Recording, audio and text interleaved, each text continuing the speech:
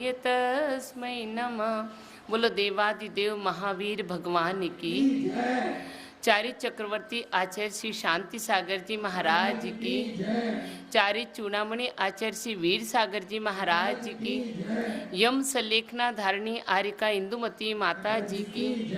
परम पूज्य गुरु माता आरिका गणनी सुपार्श्वमती माता जी की। पर आज पर्युषण पर्व चल रहे हैं। मैंने कल ही कहा था, एक वर्ष के इंतज़ार के बाद आते हैं, और आप लोगों को इंतज़ार हो या ना हो, लेकिन हम लोगों को इंतज़ार होता है कि पर्वराज कब आएंगे।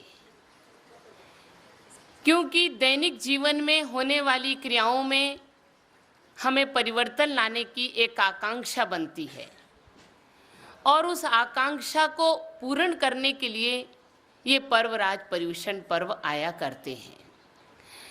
कल हमने बात की थी धर्म की, और 10 लक्षण में ही लोग क्यों आते हैं इसे आपने अच्छी तरह जान लिया कि रेगुलर और प्राइवेट विद्यार्थी दोनों आते हैं तो भीड़ ज़्यादा हो जाया करती है।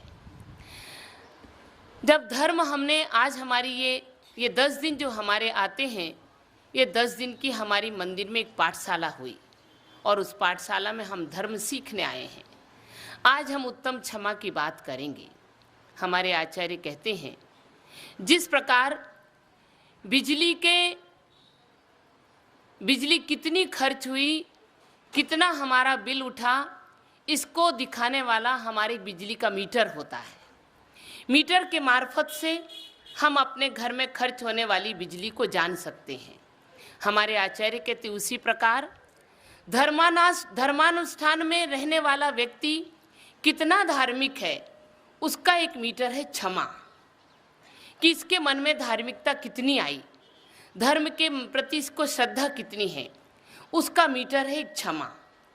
कितना ही उपसर्ग हो, कितने कोई गाली गलोच दे, कितने प्रकार के अपशब्द दे, और मुनिवर अगर आहार के लिए जा रहे हैं या अपना गमन कर रहे हैं, और किसी प्रकार के भी अपशब्दों को सुनकर किंचित मन में भी खेद खिन्न नहीं होना, उसे हमारे आचार्य ने क्षमा कही है।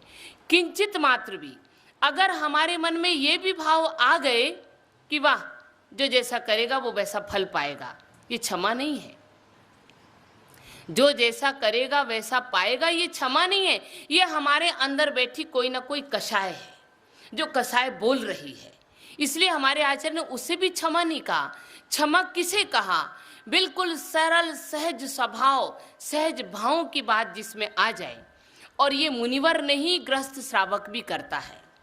एक नौका में कुछ व्यक्ति सवार होकर जा रहे थे, और उसमें एक साधु स्वभाव का व्यक्ति, एक बाबा जी बैठे थे, जिनके शरीर पर धोती था, एक बनियान थी, दुपट्टा ओढ़े थे और टोपी लगाए थे, और उनके चेहरे से भी सज्जनता झलक रही थी। जब वो नौका पर बैठ के जा रहे थे, उसी नौका पर कुछ नवयुवक जवान लड़के भी बैठे थे। जब नौका चलने लगी, नौका विहार होने लगा, ठंडी ठंडी पवन आने लगी, पानी की लहरों में नौके की थपेड़े चल रहे थे, तो नवयुवक जवानों का मन चंचल हो उठा, लहरों की तरह चंचल हो गया, और वो कुछ गीत गाने लगे। गीत गाने गाते गाते वो थोड़ी सी पंडित जी की मजाक करने लगे।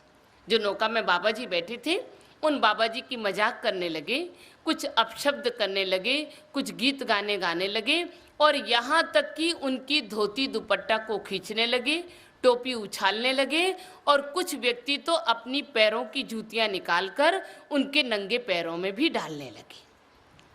बाबा जी ने कुछ नहीं कहा, वो तो चुपचाप बैठे थे, अपने भगवान का नाम ले रहे थे। जब हम भगवान के नाम में लीन हो जाएंगे तो बाहर से आने वाले उपद्रव का बोध नहीं होता है। हमारा उपयोग ही तो है। जब हमारा उपयोग उन बातों को सुनने में लग जाता है तो हम विचलित हो जाते हैं, और यदि हम अपने उपयोग को परिवर्तन कर लें तो बाहर कितना भी शोरगुल होता रहे, हम अपने कमरे में अपने ध्यान और अध्ययन से विचलित नहीं हो पाते। जब उनका ध्यान अपने भगवान की भक्ति में लगा था, और उन लड़कों ने अति करके जूतियां निकालने लगे, जूतियां पहनाने लगे, उनके पैरों में लपेटने लगे, तो एक आकाशवाणी हुई, और आकाशवाणी में ये कहा गया कि बाबा जी, अगर आप आदेश करो तो अभी हम सारी नौका को डगमगाकर डुबा देंगे, सारे के सारे व्यक्ति तो मर जाएंगे, लेकिन एक आप बच जाओगे।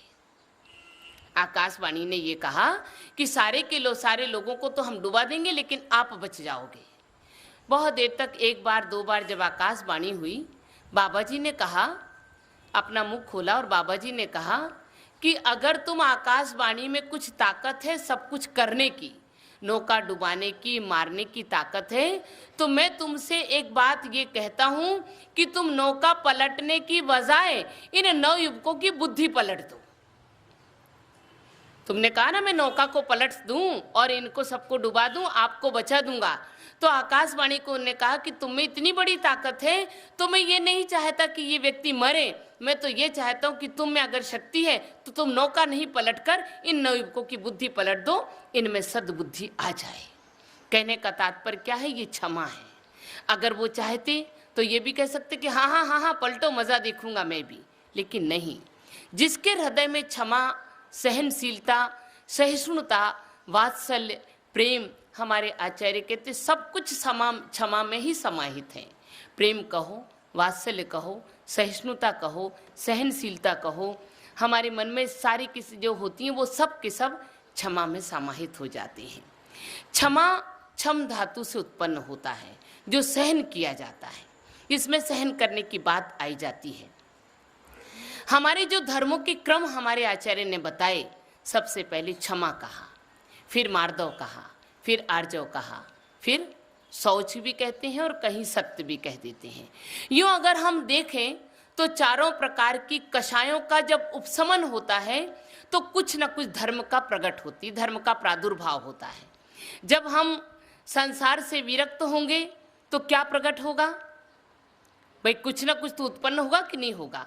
जब संसार से आप हटोगे तो वैराग्य की तरफ आओगे, जब वैराग्य से हटेंगे तो संसार की तरफ आएंगे, जब आप रंगीन कपड़ों का त्याग करोगे तो सफ़ेद पहनोगे। कुछ ना कुछ तो होगा ना प्रादुर्भाव, बिना प्रादुर्भाव हुए कुछ भी उत्पत्ति हो नहीं सकती। तो जब चार कषायें विनष्ट होती हैं या कषायों की मंदता होती है, जब हमारे चार धर्म प्रकट होते हैं, क्षमा, मार्दव, आर्जव और शौच। क्योंकि क्रोध, मान, माया, लोभ और पीछे के जो बाकी धर्म बचे तो हमारे आचार्य कहते हैं वो भी किसी न किसी के अभाव से प्रकट होते हैं। हिंसा, झूठ, चोरी, कुशील और परिग्रह, जब ये पांच पाप विनष्ट होते हैं तब उत्पन्न होता है झूठ के अभाव में सत्य, अहिंसा, हिंसा के अभाव में संयम और कुशील के अभाव में ब्रह्मचर्य और परिग्रह के अभाव में आकिंचन्य। और जब संयम होगा तो संयम के साथ तप त्याग अपने आप गर्भित हो जाएंगे। संयम के बिना हम तप त्याग की ओर अग्रसित नहीं होंगे।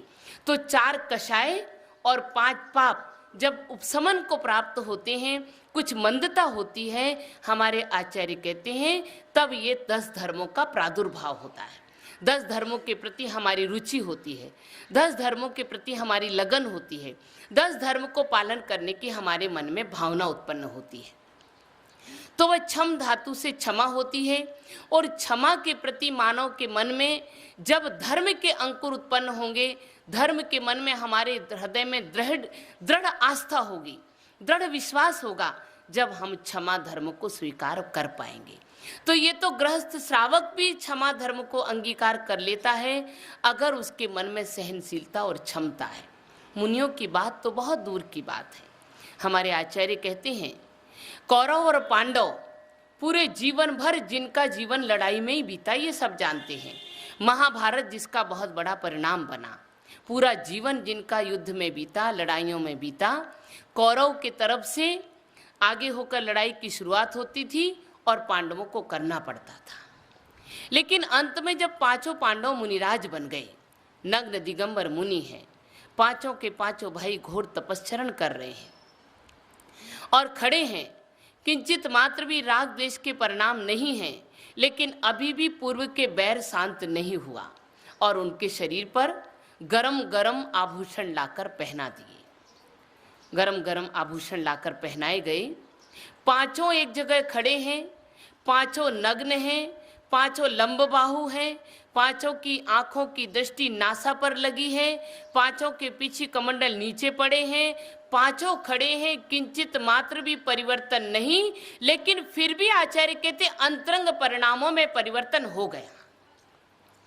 बाहर दृष्टिगोचर नहीं हुआ, किसी को बाहर दृष्टिगोचर नहीं हुआ। ये सिद्धांत कह रहा है कि 3 को तो मोक्ष पद की प्राप्ति हो गई और 2 सर्वार सिद्धि में अटक गए। क्यों? ये कभी जानने की प्रयत्न किया हमने? क्यों अटके? 2 सर्वार सिद्धि में रह गए। अभी 2 सर्वार सिद्धि गए हैं, 33 सागर की आयु को वहां भोगेंगे, वहां से निकलकर मनुष्य बनेंगे। मनुष्य बनकर फिर 8 वर्ष की उम्र में दीक्षा धारण करेंगे, घोर तपस्चरण करेंगे, उसके बाद मोक्ष होगा। अटक गए। कितनी लंबी समय तक अटक गए। 33 सागर की आयु छोटी नहीं होती, बहुत लंबी आयु है। सागरों की आयु को हम क्या कहें, वर्णन करने के लिए हमारे पास शब्द नहीं है, इनको कहा भी नहीं जाता। हमारे आचार्य ने कहा 2000 कोस का एक गड्ढा खोदो, उस गड्ढे में भोग भूमिया के मेंढे के बाल इतने छोटे करो कि जिसका दूसरा टुकड़ा ना हो, उसको ठूस ठूस कर भर दो, और ठूस ठूस कर भरने के बाद 100 बरस के बाद एक एक बाल को निकालो। अब वो पूरा गड्ढा कब खाली होगा? निकाल सकते हो आप अपने कैलकुलेटर में गणित को?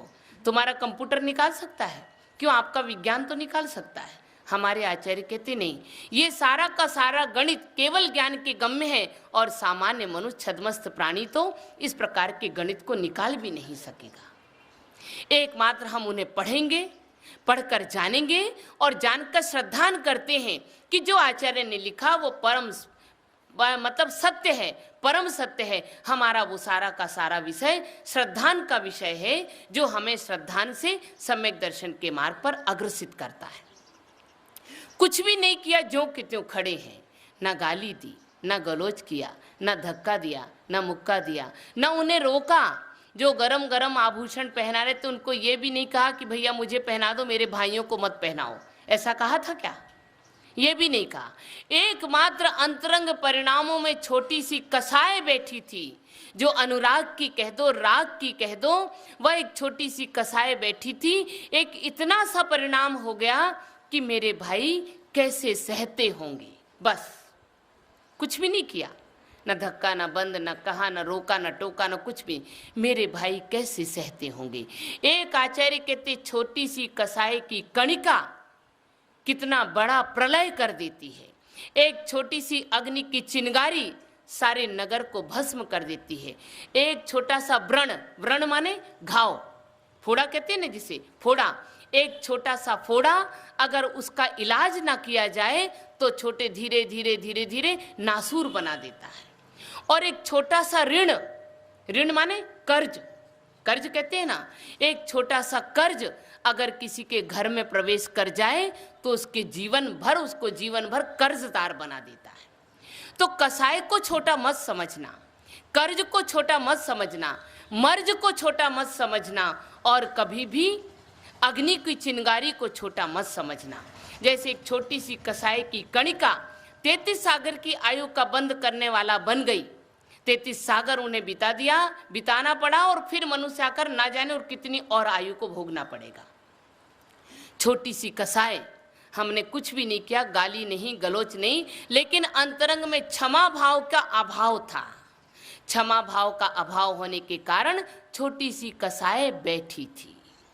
और हम कितनी बड़ी बड़ी कसाएं कर रहे हैं। कभी बोध आ रहा है अपने जीवन का, कभी बोध आ रहा है अपने परिणामों का, कभी बोध आ रहा है अपने जीवन की सार्थकता का? नहीं आती। इसलिए हमारे आचार्य ने कहा कि छोटा मत समझना। छोटा सा घाव नासूर बनता है, छोटा सा कर्ज बहुत बड़े एक विनाश के कगार पर खड़ा कर देता है, छोटी सी अग्नि की चिंगारी सब भस्म कर देती है, और छोटी सी कसाय मानव को कहां से कहां तक ले जाती है। हमारे सारे सिद्धांत भरे पड़े हैं इन कसायों के सद्भाव में होने वाले परिणामों की विचित्रता से। हमारे सारे के सारे ग्रंथ भरे पड़े हैं। हमारे आचार्य कहते हैं इसीलिए हमें उस क्षमा धर्म को जानकर अपने गृहस्थ जीवन में भी आज की ये पाठ पढ़कर जाना है क्षमा का, और अपने गृहस्थ जीवन में भी क्षमा को स्वीकार करना है। क्रोध कसाय उत्पत्ति क्यों होती है? नेगेटिव और पॉजिटिव थिंकिंग के कारण। एक सकारात्मक सोच और एक नकारात्मक सोच। आज हम सकारात्मक सोच क्या करते हैं, हम गृहस्थ से चलेंगे, क्योंकि हमारा एक आधारशिला धर्म का गृहस्थ धर्म है, और उसके बाद उसका विराम होता है या विश्राम होता है मुनि धर्म पर जाकर। मुनि धर्म का प्रारंभ नहीं है, हमारा शुरुआत आधारशिला गृहस्थ से है, क्योंकि गृहस्थ से निकलकर ही मानव मुनि बनता है। तो हमारी आधारशिला गृहस्थ है, और गृहस्थ अगर परिपक्व ना होगा, गृहस्थ अगर क्षमावान ना होगा, गृहस्थ अगर धर्म के प्रति अनुशीलनवान ना होगा, तो आगे का मुनि धर्म भी उस प्रक्रिया को आगे बढ़ा ना सकेगा। तो सबसे पहले हमें सकारात्मक विचार देखना है, और सकारात्मक विचारों में क्रोध कसाय कैसे उत्पन्न होती है। हम अपेक्षाएं रखते हैं, सकारात्मक में अपेक्षा होती ना, हम अपेक्षाएं रखते हैं किसके? माता पिता अपेक्षा रखता अपने बच्चों से, सासू अपेक्षा रखती अपनी बहू से, पिता अपेक्षा रखता है अपने बेटे से, माँ अपेक्षा रखती अपनी बेटी से। कैसी अपेक्षाएं रखते हैं आप? जब बच्चा जन्म लेता है और जन्म लेती अपेक्षाएं शुरू हो जाती हैं। मेरा बेटा बड़ा होगा, बहुत बड़ी स्कूल में पढ़ाएंगे, बहुत बड़े कॉलेज में पढ़ाएंगे, बहुत बड़ी बड़ी डिग्रियां दिलवाएंगे। और जब ये अपेक्षाएं रखता है व्यक्ति और अपेक्षा पूरी नहीं होती, तब क्या होता है? तब क्या होता है? क्रोध उत्पन्न होता है। एक बच्चे से अपेक्षा रखी आपने कि 100% लाए, पूरे 100 में से 100 ले आए, और अगर वो बच्चा 80% लेकर आता है, अब क्या होता है? उसकी तो शामत आ जाती है। यद्यपि अच्छा है रिजल्ट, बुरा नहीं है, 80% लाना मायने रखता है, 80-85%, लेकिन माता पिता ने सकारात्मक क्या अपेक्षा कर रखी है कि 100% लेकर आए, और 100% लेकर नहीं आया, 80% लाया है। अब देखो आप, अब सारी की सारी शामत उतरती बच्चे पर। मैं कितनी मेहनत कर रहा हूँ, कितनी कमाई कर रहा हूँ, कितना तेरे लिए आपाधापी कर रहा हूँ, और तुझे पढ़ाने के लिए बड़ी स्कूल में रखा, हॉस्टल में रखा, इतना कर रहा, इतना कर रहा, और तू ऐसा रिजल्ट लेकर आया। बस हमारी अपेक्षाओं से क्रोध व्यक्त होने लगता है, और क्रोध कसाय उत्पन्न होते ही हमारी क्षमा खत्म हो जाती है। उस बच्चे के प्रति आपकी आकांक्षाएं कितनी बड़ी होती हैं, और हम विचार नहीं करते कि बच्चे में क्षमता कितनी है, पहले ये तो देखो। लेकिन हम उस क्षमता को स्वीकार नहीं करते, उसकी क्षमता को नहीं देखकर, उसमें किसकी जागृति है, उसके मन में कैसी रुचि है, उसको नहीं देखकर एक हम अपने मन की अपेक्षाओं की पूर्ति करने लगते हैं, इसलिए क्रोध कसाय बढ़ती है। दूसरा, व्यापार। व्यापारी व्यक्ति जब व्यापार करने बैठता है, और व्यापार में व्यक्ति मजबूरी में भी कसाय को बर्दाश्त करता है, क्रोध को सहन करता है, क्षमा को धारण करता है, एक मजबूरी में। कैसी मजबूरी होती उसकी? अपनी दुकान खोलकर बैठा है, और व्यापारी आए और आकर कहते, साहब ये दिखाना, साहब ये दिखाना, हाँ हाँ लीजिए साहब, अभी लो अभी लो। कितने प्रेम से, कितने वात्सल से एक एक एक एक कपड़ा दिखाकर सामने वाला ग्राहक सारी दुकान फैला देता है, और सारी दुकान फैलाकर पूरा बाजार उसकी दुकान पर खुल गया, और धीरे से उठते उठते क्या कहता है? कुछ जम नहीं रहा। क्या कहता है? कुछ जम नहीं रहा, और जम नहीं रहा, और उठकर चला जाता है। लेकिन उस समय व्यापारी क्या करता है? यहाँ निखार वाले लोग बैठे हैं, खूब अच्छी तरह जान रहे हैं, और भी बहुत सारे व्यापारी बैठे हैं, अच्छी तरह जान रहे हैं। उस समय वो व्यापारी क्या करता है? गुस्सा करता है क्या? क्रोध करता है क्या? अगर क्रोध कर देगा तो व्यापार मिट जाएगा, अगर क्रोध कर देगा तो सारे उसके ग्राहक खत्म हो जाएंगे, अगर क्रोध कर देगा तो उसकी जो प्रोग्रेस है खत्म हो जाएगी। उस समय वो क्या करता है? अपने विचारों को मजबूरी में, यद्यपि गुस्सा तो आ रही है, ये क्षमा नहीं कही जाएगी, इसे हमारे आचार्य क्षमा नहीं कह रहे हैं, गुस्सा तो आ रही है, अंदर कसमसा रहा है, लेकिन क्या करूं, मजबूरी है। अगर इसके सामने क्रोध कर दिया तो कल व्यापारी, ग्राहक नहीं आएंगे, हमारे ग्राहक नहीं आएंगे। ये सहन की जाती मजबूरी में। दूसरी ओर हम देखें कि हम अपनी क्षमा कैसे करते हैं। क्षमा तो कर रहा है, सहन कर रहा है, लेकिन मजबूरी में सहन कर रहा है। हमारे आचार्य कहते ये भी क्षमा नहीं है। दूसरी बात हम और देखें, सड़क पर चल रहे हैं, सड़क पर चलते चलते किसी एक व्यक्ति ने धक्का दे दिया। आपको चल रहे हैं, आप सड़क पर अपने किनारे किनारे चल रहे हैं, फुटपाथ पर चल रहे हैं, लेकिन लेकिन चलते चलते एक व्यक्ति ने धक्का दे दिया, तो धक्का देने वाले व्यक्ति को आप जरा पलट के देखते ना कि है कौन साहब जो मुझे धक्का देकर गए हैं। देखते हैं ना अपन कि भाई है कौन साहब जो मुझे धक्का देकर गए हैं। अब देखिए आपका नजरिया और हमारी क्षमा का ढंग, जब देखते हैं कि उस साहब को देखते हैं कौन साहब, और जब हमने नजर घुमा के देखा और देखा कुछ कमजोर नजर आ रहा है, तब हमारी क्या शुरू हो जाती, वाणी की ताकत। कुछ सामने वाला कमजोर नजर आया है धक्का देने वाला, तो हमारी वाणी की ताकत शुरू हो जाती है, अरे क्यों बे दिखता नहीं है क्या, मैं तो मेरे किनारे किनारे चल रहा हूं, तू धक्का देकर चलता है। और अगर थोड़ा और नजर आए तो फिर हम शरीर की ताकत भी लगा लेते हैं। लगाते नहीं लगाते? पहले तो अगर थोड़ा सा कमजोर दिखे तो वाणी की ताकत लगती, कुछ गाली गलौज कुछ वो होता है, और जब थोड़ा और कमजोर दिखाई देता है तो हम अपने शरीर की ताकत में धक्का मुक्की भी शुरू कर देते हैं। ये हमारी क्षमा के रूप हैं। और अगर देखते हैं कि हमने देखा ये कौन साहब हैं, और अगर धक्का देने वाले लोग बलवान नजर आते हैं, कुछ अच्छे हष्टपुष्ट या बड़े ताकत वाले, या कोई पोजीशन दिखाई देती है ना, सबको दिखता है ना कि भाई ये कैसे लोग हैं, आने जाने वाले लोग, इनका पहनाव, इनके बोलने का तरीका, इनके बैठने उठने का तरीका, इनके बात करने का तरीका, उसके द्वारा व्यक्ति का स्टैंडर्ड माना जाता है। मालूम पड़ता है ना, देखने से, चलने से, उठने से, बैठने से। तो जब धक्का देने वाला व्यक्ति कौन साहब है ये देखता है, और अगर कोई ऐसा दिखाई देता कि नहीं ये तो मुझसे बलवान है, तब हम क्या करते हैं, जब वो भी देखने लगता, कोई बात नहीं ऐसा तो होता ही है, कोई बात नहीं ऐसा तो होता ही, चलता ही है, कोई बात नहीं, क्षमा क्षमा।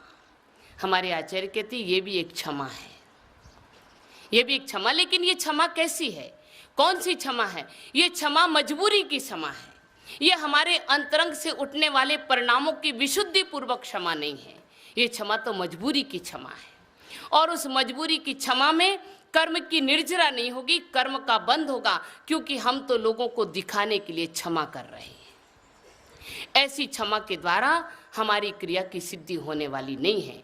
यहाँ तो हमारे आचार्य ने कैसी क्षमा कही, वो पांडव जो पांचों के पांचों खड़े हैं, कुछ भी नहीं कर रहे, चाहे लोहे के आभूषण पहनाए जाएं, चाहे शालिनी जो 2 बच्चों के साथ सारे शरीर का भक्षण कर रही है, चाहे गज कुमार मुनि के ऊपर सिगड़ी जल रही है, चाहे सर्प डस रहा है, चाहे किसी भी प्रकार का उपसर्ग आ रहा है, लेकिन किंचित मात्र भी अपने परिणामों से विचलित नहीं होते। हाथ पैर हिलाने की बात तो बहुत दूर की बात है, हाथ पांव हिलाने की बात तो बहुत दूर की बात है, अपने परिणामों को भी नहीं हिलाते। ऐसी उत्कृष्ट क्षमा, वह हमारी इस क्षमा धर्म में उसको अंगीकार करने की बात है। लेकिन हमारे आचार्य कहते गृहस्थ हैं, हम गृहस्थ हैं तो इतनी ऊंची क्षमा तो नहीं धारण कर सकते, लेकिन कम से कम गृहस्थ जीवन में अंगीकार करने वाली क्षमा को तो स्वीकारें। कि अब हम चलें फिर गृहस्थ की तरफ चलते हैं कि घर में एक नई नई बहू आई है, और नई नई बहू जब आपकी रसोई में घुसती है तो रसोई में उसको सारी वस्तुओं का ज्ञान तो रहता नहीं कि भी कौन सी वस्तु किस में रखी है, और अचानक वह घी का मर्तबान उठाती है और हाथ से फिसल कर नीचे गिर जाता है और घी सारा गिर जाता है। खनखनाहट की आवाज़ रसोई से बाहर ड्राइंग रूम और बेडरूम तक चली जाती है, सासू जहाँ लेटी है या बैठी है या ससुर जी जहाँ बैठे हैं, और जैसी खनखनाहट की आवाज़ आती है और सासू जी धम धम करती बाहर आती है, अरे भगवान जाने कौन सी कुल घराने की आई है, जाने कौन से कुल घराने की आई है, आते इसने तो खनाखन करना शुरू कर दिया, सारा तोड़ फोड़ कर फेंक देगी। अब बेचारी बहू बोल तो कुछ नहीं पाती है, लेकिन मन महसूस कर रह जाती है, अरे मुझसे नुकसान हुआ तो हुआ, क्या इनसे कभी नहीं हुआ होगा, क्या ये कभी नहीं कर सकेंगी क्या? और अगर यदि उसी बात को वह सासू ये कह देती कि बेटी कोई बात नहीं, गिरा तो गिरा, फूटा तो फूटा, तुझे लगी तो नहीं कहीं, तुझे चोट तो नहीं आई, तुझे किसी प्रकार की कोई आघात तो नहीं हुआ, अगर ये बात सासू कह देती तो उसके ऊपर कितना बड़ा एक अमिट छाप बन जाती। कहते हैं ना, first impression in the last impression. पहला जो प्रभाव पड़ता है, फर्स्ट इंप्रेशन, पहला जो प्रभाव पड़ता है वो हमारे जीवन को जीवन पर्यंत तक याद रहता है वो प्रभाव। कि देखो जब मैं पहली बहू सब आई थी और मेरे हाथों से 5 किलो घी का मर्तमान टूट गया और मेरी सासू ने कहा था बेटा तुझे लगा तो नहीं। और ये बात जिंदगी भर याद रखती है और कार्य को संभाल संभाल कर करती है। और अगर पहले के शब्द कह देती है सासू, तो पहले तो नहीं बोलती क्योंकि नई नवेली दुल्हन है, इसलिए किसी ने कहा है कि नई नवेली दुल्हन होती है जब क्या होती है, पहले तो कहा चंद्रमुखी होती है, फिर थोड़े दिन के बाद सूर्यमुखी बन जाती है और थोड़े दिन के बाद ज्वालामुखी फूटने लगती है। तो पहले पहले तो नई नवेली कहती कुछ नहीं है, लेकिन जब 2-4 वर्षों के बाद सासू के हाथ से वो मर्तमान गिरकर टूटता है, तब क्या कहती, तुम सुघराने की हो ना, तुम्हारे हाथ से क्यों टूटा? मैं तो कुघराने की थी, टूट गया, लेकिन तुम तो सुघराने की, तुम्हारे हाथ से क्यों टूटा? तो हमारे आचार्य कहते गृहस्थ जीवन में भी बहुत बड़ी क्षमा को हमें स्वीकार करना पड़ता है, चाहे मजबूरी में करें, चाहे हम अपेक्षाओं से करें, चाहे सकारात्मक रूप में करें, चाहे नकारात्मक रूप में करें। अब दूसरी बात और है, हमें उस क्षमा धर्म को सिखाने के लिए कभी कभी कुछ ऐसी भी कार्य करने पड़ते हैं कि जैसे कि हम ये कहते हैं कुछ मनोरंजन की रीति में। जैसे कि मान लो कोई पतिव्रता स्त्री है, उसने घर में भोजन बनाया और अपने सारे परिवार को खिला दिया, लेकिन अभी पतिदेव नहीं आए, उनका इंतजार कर रही है कि पति को भोजन कराए बिना मैं तो नहीं खाऊंगी। और कुछ ऐसी कार्य की व्यस्तता हो गई पतिदेव की कि 2 बजे दोपहर तक आए नहीं, और पत्नी बैठी है थाली परोस कर, थाली संजो कर, थाली संभाल कर पति का इंतजार कर रही है। और पतिदेव 2 बजे आए, जान तो रहे हैं कि मेरी गलती हुई है, और 2 बजे आए, फटाफट आए, अपने हाथ मुंह धोए और हाथ मुंह धोकर थाली के पास आकर बैठ गए। अब बैठ गए, यहाँ तो विस्फोट होने वाला है। पत्नी बैठी है कि 2 बजे तक बैठी, तुम्हें समझ में नहीं आता, जानते हो कि मैं पतिव्रता पत्नी हूँ और मैं आपकी इंतजार में बैठी रहती हूँ, इतना क्या काम है, तुमको ही काम है क्या? सारी दुनिया का काम तुमने ले रखा है, समझ कर भी जान कर भी नहीं आते। अब उनकी सारी बातों को जानता है पति महाराज कि मेरी गलती है, लेकिन फिर भी चुप है। अब इसे शांत कैसे करूं? अगर अभी हंस देता हूं या अभी इसे कुछ और बात कहता हूं तो और ज्यादा ज्वालामुखी बन जाएगी। तो वो क्या करता है, उस बात को मिटाने के लिए अपनी थाली में से खाने को हाथ लगाता है और हाथ लगाकर उस थाली को पत्नी के सिर पर टिकाता है। तो पत्नी कहती है, अरे अरे ये क्या कर रहे हो, क्या कर रहे हो, ये खाने की थाली है, क्या कर रहे हो? तो कहता, नहीं मैं ये देख रहा हूं कि ये थोड़ा सा खाना ठंडा हो गया, ये खाना थोड़ा सा ठंडा हो गया तो इससे क्या होगा? अरे अभी तो सिगड़ी से ज्यादा गर्म तुम्हारा सिर है, तो मेरा खाना जो ठंडा हो गया तो तेरे सिर पर रखकर मैं गर्म कर रहा हूं। अब ऐसी बात सुनते ही क्या पत्नी गुस्सा कर सकेगी? कर सकेगी? उसी समय उसका क्रोध काफूर हो जाएगा और हंसने लगे और दोनों के दोनों पति पत्नी खाने लगे। तो कभी कभी हमें इस प्रकार की थिंकिंग से उस माहौल को बदलना चाहिए।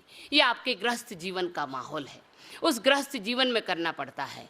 जब कभी कभी ऐसा होता है कि 2 व्यक्ति, कोई बड़ी बात विवाद हो गया, भयंकर कोई बात चल गई और 2 व्यक्तियों में ऐसी बात चल गई बड़ी जोर से, उनमें वो सामने वाला व्यक्ति तो बोले ही जा रहा है और दूसरा व्यक्ति जो बैठ के सुन रहा है, सुनते सुनते वो गाली गलौज पर आने लगा। तो जो सुनने वाला व्यक्ति कभी कभी ये भी कह दे अगर कि भैया क्यों मुंह बोल के तू थका रहा है, अरे तुझे गालियां देनी तो तू एक पेपर में लिख के मुझे दे दे, मैं पढ़ लूंगा, क्यों तू तेरी एनर्जी बोल के भी खर्च कर रहा है और कितनी तेरी क्रोध भी उत्पन्न हो रहा है, तेरे पसीना निकलना, आंखें भी लाल हो गई, होंठ भी फड़फड़ा रहे हैं, अरे तुझे मुझे सुनाना ही तो है, मुझे तेरी गालियों को तुझे मुझे बताना ही तो है, क्यों ना हो कि अगर तू लिख कर दे दे तो मैं उस पन्ने को पढ़कर और तेरी सारी गालियां स्वीकार कर लूंगा। तो इस प्रकार भी हम अपने गृहस्थ जीवन में रहकर और अपनी थिंकिंग और दूसरों की थिंकिंग को भी परिवर्तन में ला सकते हैं। लेकिन हमें समझना पड़ेगा कि यदि हमने घर में आकर कोई आती महिलाएं अपनी बहुओं को लेकर भी आती, बेटियों को भी लेकर आती, माता जी बड़ी जोर गुस्सा आती, इसे बहुत क्रोध आता है। अब वो क्रोध और किस कारण से आता, तो हमारे आचार्य कहते हैं एक अहंकार की पुष्टि सबसे प्रमुख है। ये अहंकार की पुष्टि जब नहीं होती तो व्यक्ति को क्रोध उत्पन्न होने लगता है। ये अहंकार है कि नहीं है? अगर बढ़िया बढ़िया सोने के गहने, हीरे के गहने ना पहने तो लोग क्या कहेंगे? अगर हमारे घर में फ्रिज, टीवी ना हो तो लोग क्या कहेंगे? अगर हमारे घर में एसी ना लगा हो तो लोग क्या कहेंगे? ये अहंकार है। और ये अहंकार की पुष्टि करने के लिए हम अपने जीवन को विनाश की कगार पर ले जाकर खड़े कर देते हैं। और इन अहंकार के कारण हमारा क्रोध, हमारा मान, हमारी माया, हमारा लोभ, चारों की चारों कसाएं निरंतर प्रज्वलित होती रहती हैं। और निरंतर प्रज्वलित होने के कारण हम अपने जीवन में अपने जीवन को सार्थकता की ओर ले जाने के लिए धर्म के मार्ग का अनुगमन नहीं कर पाते। इसलिए माता जी ने कहा था कि हम ये सोचते ज़रूर हैं कि क्रोध से क्रोध का शमन हो जाएगा, क्रांति से हम शांति कर लेंगे, लेकिन हमारे आचार्य कहते नहीं है, कभी कभी भी क्रांति से शांति नहीं होती। अगर क्रांति से शांति होती तो महात्मा गांधी को भी बहुत बड़े बड़े अस्त्रों को इस्तेमाल करना पड़ता, लेकिन उन्होंने शांति से शांति को उत्पन्न किया। अपन देखते हैं अपने जीवन में भी, अपन लोग दुकानों में देखते हैं, व्यापारों में जाके देखते हैं कि जब ठंडे लोहे को कोई आकार देना है, गरम ठंडे लोहे को कोई आकार देना है तो क्या किया जाता है, उससे पहले गरम किया जाता है, गरम करना पड़ता है ना। गरम करने के बाद उस पर ठंडे लोहे की चोट पहुंचाई जाती है। ठंडा लोहा गरम लोहे को चाहे जैसी आकृति में बदल सकता है, लेकिन अगर ठंडे लोहे का कुछ बिगड़ता है, देखा आपने कुछ बिगड़ता है? ठंडे लोहे का कुछ भी नहीं बिगड़ता, बल्कि गरम लोहे पर जब ठंडे लोहे की चोट पड़ती है तो चाहे जैसे आकार को वो पा लेता है। हमारे आचार्य कहते शांति से ही शांति की प्राप्ति होती है, कभी भी क्रांति से शांति की प्राप्ति नहीं होती। जितना वात्सल्य, जितने प्यार से आप अपने बच्चों को समझाएंगे वह उतनी ही जल्दी सन्मार्ग पर लगेगा। और आप ये सोचें कि क्रोध करके हम अपने बच्चों को सन्मार्ग पर लगा दें, कभी नहीं लग सकती। एक छोटा सा बच्चा है, अगर वो माँ के पास जाता कोई वस्तु मांगने की आकांक्षा से, और अगर सच्ची में क्रोधित होकर माँ उसे आंखें दिखाती है तो तुरंत भाग जाएगा, और बनावटी क्रोध से अगर माँ आंखें दिखाती है तो लिपट जाएगा। देखते हैं ना अपन, छोटा सा 2 बरस का बच्चा भी जब आपकी आंखों से आपके परिणामों को तौलता है तो क्या बड़े लोग आपके परिणामों को तौल नहीं सकेंगे? क्या बड़े लोग आपके परिणामों को जान नहीं सकेंगे? और जैसा आपके परिणाम होंगे वैसा प्रभाव जनजीवन में पड़ेगा, और जैसा प्रभाव होगा वैसी विचारधारा होगी, जैसी विचारधारा होगी वैसी की वैसी हमारी परिणति होती चली जाएगी। इस प्रकार हमें उस क्षमा धर्म को जानना है कि अपने गृहस्थ जीवन में रहकर भी अगर हमने सहिष्णुता, सहनशीलता और क्षमा को स्वीकार कर लिया, किसी ने ज़्यादा काम किया तो क्या फ़र्क पड़ता है, किसी ने कम काम किया तो क्या फ़र्क पड़ता है। हाथ पांव तो घिसने वाले हैं नहीं, हाथ पांव तो ज्यों के त्यों रहेंगे, किसी के पांव हाथ घिसे क्या काम करते करते। लेकिन हमें सहनशीलता की आवश्यकता होगी, और जब तक हम उस सहनशीलता को नहीं समझ पाएंगे तब तक हम अपने जीवन में सुसंस्कारित नहीं बना पाएंगे, और हमारे घर का माहौल, घर का वातावरण भी कभी सुलझने वाला नहीं हो सकता। हमें क्षमा को बहुत अच्छी तरह जानना, इसलिए हमारे आचार्य ने सबसे पहले क्या कहा, क्षमा धर्म। सबसे पहले क्रोध कषाय का विनाश। क्यों कहा क्रोध कषाय का विनाश? मान कषाय किसी के दृष्टिगत होती है, ऊपर से दिखाई देती है, माया दिखाई देती है, लोभ दिखाई देता है। तीनों कषायों को तो हम छुपा सकते हैं, मान को भी छुपा लेते हैं, माया को भी छुपा लेते हैं, लोभ को भी छुपा लेते हैं, लेकिन क्रोध नहीं छुपाया जाता। क्रोध तो स्पष्ट दिखाई देने लगता है, त्योरियां चढ़ गई, आंखें लाल हो गए, कान लाल हो गए, मुंह फड़कने लगा, सारा शरीर कांपने लगा और अंट संट बोलने लगा। तो क्रोध कषाय तो प्रत्यक्ष दिखाई देती है, लेकिन मान माया लोभ कषाय दिखाई नहीं देती। इसलिए हमारे आचार्य ने कहा क्रोध को छुपाया भी नहीं जा सकता। तो क्रोध जब छुपाया नहीं जा सकता तो हमें प्रयत्न करना है उसको शमन करने का। इसलिए शमन करने के प्रयास में कैसा शमन होगा, मुनिवरों की जैसी तो हमारी भावनाएं कहाँ आ पाएंगी। लेकिन हम अपने गृहस्थ जीवन में अगर इन सबको जाने कि अपेक्षाओं से क्रोध होता है, सकारात्मक पद्धति से क्रोध होता है और नकारात्मक पद्धति से क्रोध होता है, एक मजबूरी में होता है, एक अपना मान रखा है, एक अहंकार के बस है, तो इन सारी दोषों को जो हमने जाना, इन सबको अगर हम मिटाने का प्रयास करेंगे और इन सबको मिटाकर जब हम उसके मार्ग पर लगेंगे तो एक दिन हम भी क्षमा करने योग्य बन जाएंगे और स्वयं भी क्षमा करने के योग्य होकर अपने आप को क्षमा भी कर सकेंगे। इस प्रकार जानकर हमारे आचार्य देव ने कहा सबसे पहले क्रोध को जानने की आवश्यकता होगी। क्रोध को जाने बिना आप क्षमा धर्म को स्वीकार ना कर सकेंगे। एक व्यक्ति से कहा जाए जो कभी बाजार ना गया हो और उस व्यक्ति से कहा जाए कि भैया 10 किलो गेहूं लाना, 10 किलो चावल लाना। अब वो कभी उसने बाजार देखा नहीं, चावल कैसे होते हैं, गेहूं कैसे होते हैं ये तो देखा है मान लो, या नहीं भी देखा, लेकिन गेहूं चावल को जानने के लिए उसे बाजार की सारी वस्तुओं को पहले जानना पड़ेगा। भी दाल कैसी है, बाजरी कैसी है, मोट कैसा है, चना कैसा है, सारी वस्तुओं को जानेगा तब उसमें से गेहूं और चावल छांट कर लाएगा। लाएगा कि नहीं लाएगा? पहले सारी वस्तुओं को जानना पड़ेगा। जब सारी वस्तुओं को जान लेगा तब उसमें से गेहूं चावल अगर मंगाए तो वो छांट कर लाएगा। उसी प्रकार हमारे आचार्य कहते हैं पहले क्रोध को जानना पड़ेगा कि क्रोध हो किस किस कारणों से रहा है और क्रोध मुझे आता क्यों है। क्रोध अगर आता है तो क्यों आ रहा है, किस कारण से आ रहा है। जब हम उसे जानेंगे तब क्रोध को हटाने का प्रयास करेंगे, क्रोध को निराकरण का प्रयास करेंगे और क्रोध को हटाएंगे तब हमारे हृदय में आएगा धर्म।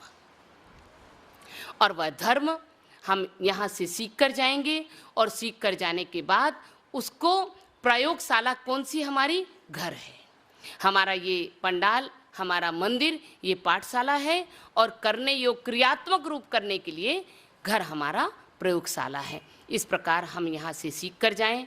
हमारी ये दैनंदिन जीवन की पहली पाठशाला में हमने क्षमा का पाठ पढ़ा और क्षमा का पाठ पढ़ने के बाद हम अपने घर में जाएं और घर में जाकर उसे क्रियान्वित रूप में करेंगे तब हमारे जीवन की सार्थकता होगी और हम क्षमा धर्म को जान पाएंगे, समझ पाएंगे और उसको अपने जीवन में अंगीकार कर पाएंगे। जब उसे अपने जीवन में अंगीकार करके अगर एक लकीर भी आपने आज कर ली तो हमारे आचार्य कहते हैं एक लकीर आज, एक लकीर कल और 10 दिन के बाद 10 लकीरों को लिखेंगे तो एक पन्ना लिख जाएगा। कहीं दूसरी जगह लिखने की जरूरत नहीं है। अपनी अंतरंग की आत्मा जो है उस आत्मा के थोड़े से जो गंदी हो रखी है थोड़ी सी स्वच्छ करके एक लकीर हमें वहाँ पर क्षमा धर्म को जानने और समझने के लिए लिखनी पड़ेगी। क्योंकि पुराने संस्कार को हटाए बिना हम कभी भी नए संस्कारों को जन्म नहीं दे सकते। बहुत अच्छा पेंटर है, बहुत अच्छी तूलिका है, बहुत अच्छा रंग है और हमने एक दीवार पर कह दिया उस पेंटर बाबू से कि यहाँ बहुत अच्छा सुंदर सा चित्र बना देना। अब वो कहता है कि मैं बहुत सुंदर चित्रकार हूँ, बड़ा अच्छा ऊंचा चित्रकार हूँ, बड़ा माना हुआ चित्रकार हूँ, रंग तूलिका बहुत अच्छी है, लेकिन वो कहता है कि इसमें आपके जो पुराने चित्र बने हैं तो मैं नया सुंदर चित्र नहीं बना सकता। क्या करना पड़ेगा? पहले पुराने चित्रों की सफाई करनी पड़ेगी। पुराने चित्रों की सफाई किए बिना कभी भी नए चित्राम नहीं आ सकते। तो पुराने चित्र जो हमारे हृदय में राग के, द्वेष के, कलह के, विषमवाद के, अनेक प्रकार के विषाद के जो पड़े हुए हैं उन सारे चित्रों को पहले हटाना पड़ेगा।